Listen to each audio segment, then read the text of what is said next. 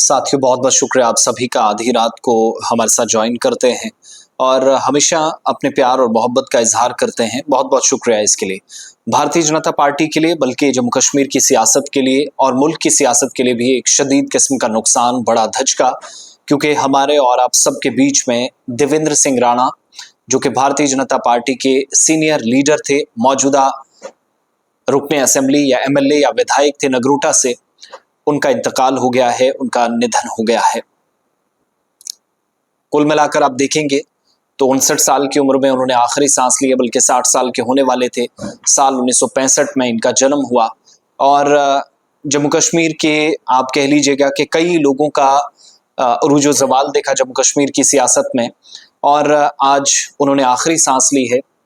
बल्कि आप कह लीजिए 31 अक्टूबर की रात, ये जो दरमियानी शब 31 अक्टूबर की और 1 नवंबर की है, इसमें वो एक बुरी खबर पार्टी को, लोगों को, अपने चाहने वालों को और उन तमाम लोगों को सुनाकर चले गए जिनकी वो नुमाइंदगी करने वाले थे, जिनके लिए वो वोट्स लेकर इस बार कामयाब हुए थे। नगरोटा से एमएलए थे और इस बार बीजेपी के टिकट पर जीते थे। फरीदाबाद के एक अस्पताल में इनका इलाज चल रहा था, काफ़ी वक्त से बीमार थे, हेल्थ इश्यूज काफ़ी ज़्यादा रहते थे और बीच में आई थिंक कुछ सर्जरीज वगैरह भी हुई थी, जो हमें करीबी फैमिली ज़राए से पता चला। तो वक्त गुजरने के साथ साथ चीज़ें बेहतर नहीं हो सकी और आज इस दुनिया से चल बसे, इंतकाल कर गए। पहले मुख्तलिफ सोशल मीडिया प्लेटफॉर्म्स पर उनकी खबरें उनको लेकर गर्दिश कर रही थी, व्हाट्सएप ग्रुप्स में काफ़ी खबरें आई, सोशल मीडिया के फेसबुक प्लेटफॉर्म पे आई और उसके बाद बीजेपी ने भी कंफर्म कर दिया। और एक सीनियर जर्नलिस्ट हैं टाइम्स ऑफ इंडिया के नई दिल्ली में, जम्मू कश्मीर से उनका ताल्लुक, अहमद अली फयाज साहब, उनकी तरफ से भी एक्स पर इसकी जानकारी दी गई। इस बार भी जो 8 अक्टूबर को नतीजे आए थे, इसी बार विधायक बने थे और फिर से बीजेपी के आप ये जो 29 एमएलए हैं, इनमें से बड़ा इंपॉर्टेंट रोल था। और 3 तारीख को यानी परसों, कल का सिर्फ दिन गुजरना है और उसके बाद परसों 3 तारीख को श्रीनगर में मीटिंग होनी थी। लीडर पार्टी का चुना जाना था असेंबली के अंदर और डिप्टी चीफ मिनिस्टर भी, डिप्टी स्पीकर जो है असेंबली का बनना था। तो सबकी नजरें इन पर थी, शायद यही बन सकते हैं क्योंकि सबसे सीनियर लीडर। लेकिन पिछले कुछ दिनों से दोबारा से वो बीमार हुए। दिल्ली के एक अस्पताल में, फरीदाबाद के एक अस्पताल में उनका इलाज चल रहा था और आज उनकी मौत की कंफर्मेशन हो गई। 17,641 वोट इनके सामने नेशनल कॉन्फ्रेंस के जोगिंदर सिंह थे और इन्होंने 48,113 वोट हासिल किए थे नगरोटा सीट से इस बार, यानी 27,000 से 30,000 के दरमियान का मार्जिन जो अंदाजा लगाया जा रहा था, तो वही हुआ। 30,000 के करीब उन्होंने वोट्स लेकर इस बार कामयाबी हासिल की थी। 2021 में बीजेपी ज्वाइन की थी। डॉक्टर फारूक अब्दुल्ला के दस्ते राज माने जाते थे, उमर अब्दुल्ला के काफी करीबी, काफी सवालात एक दूसरे को लेकर उठे और कई खुलासे भी इन्होंने नेशनल कॉन्फ्रेंस को लेकर किए पिछले कुछ दिनों बयानों में। लेकिन असल बात यह कि अब इस दुनिया में वो नहीं रहे।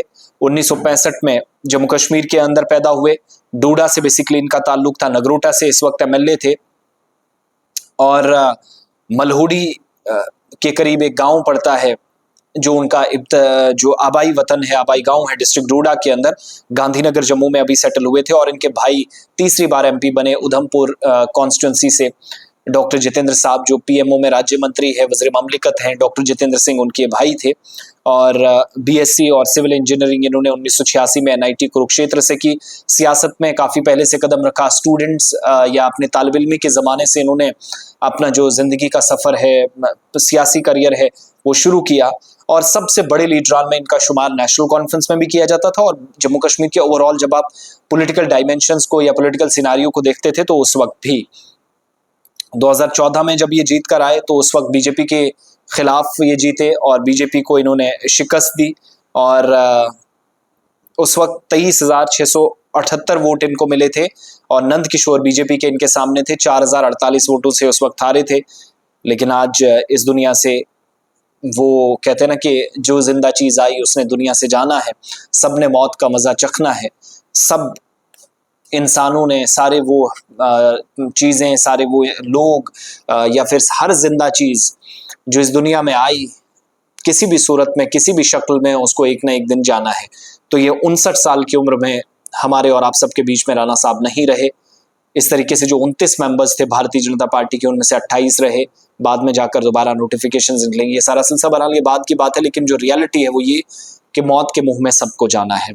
आज शाम तक यानी 1 नवंबर शाम तक हो सकता है कि या बाद से फिर उनकी बॉडी दिल्ली से जम्मू पहुंचे, कुछ सीनियर लीडर्स भी पहुंचेंगे और देवेंद्र सिंह राणा जिनकी यहाँ पर नगरोटा या जम्मू के अंदर जो हमारी जानकारी है बहुत सारे लोग यहाँ पर भी आने हैं, तो जम्मू के अंदर भी उनकी जो अंतिम संस्कार होगा वो होगा। बहरहाल कंफर्मेशन हो गई है। एक कदावर शख्सियत जम्मू कश्मीर की सियासत की इस दुनिया से चल बसी है और अपने बयानों की वजह से, अपने काम की वजह से देवेंद्र सिंह राणा काफ़ी मशहूर और मारूफ थे, काफ़ी मकबूल थे। दिवाली का पर्व जब चारों तरफ पटाखों की आवाज़ें, आतिशबाजी, रोशनी के त्यौहार में लोग डूबे थे जश्न में, इसी दौरान ये बुरी खबर आई कि देवेंद्र राणा हमारे दरमियान नहीं रहे। काफ़ी वक्त से बीमार थे, कुछ कैंसर की खबरें कभी कभार आती रही, लेकिन हमें चूंकि इस बात बारे में कभी हमने कंफर्म नहीं करने की कोशिश की तो हमें आधी अधूरी बात तो नहीं बताऊंगा। लेकिन जो कंफर्मेशन है कि इस वक्त भी बीमार थे, काफ़ी वेट वगैरह का भी काफ़ी इशू था, तो आज उन्होंने आखिरी सांस फरीदाबाद के अस्पताल में ली है।